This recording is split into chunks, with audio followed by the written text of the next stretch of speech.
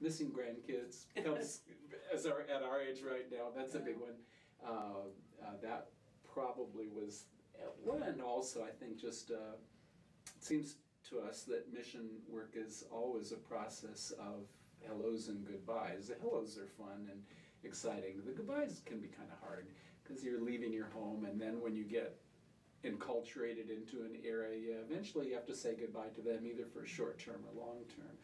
Let me tell a story on Rhoda. When we got to northern Ghana, we got there, and it was one of those, you know, it's not the end of the world, but you can see it from here kind of places. Actually, I think it was the end of the world, but anyway.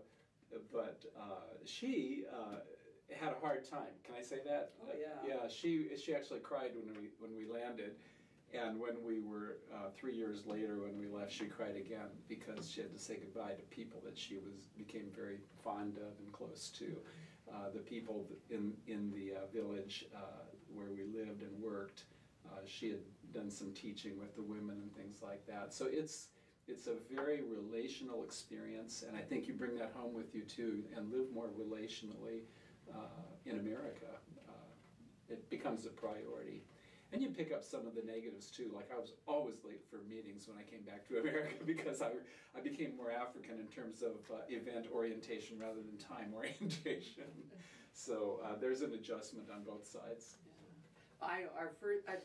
Every trip back to the States got easier, but our first trip back, and the world's gotten smaller as far as knowing what's going on here. I mean, you just did not have that much connection with the world.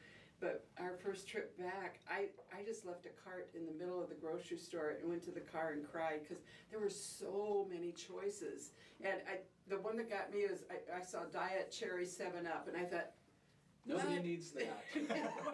That's too much in one thing, you know. And we were so excited because you get Coke and Fanta and Sprite, you know. Woo. Some of the time. Some of the time, yeah. And who knows what else.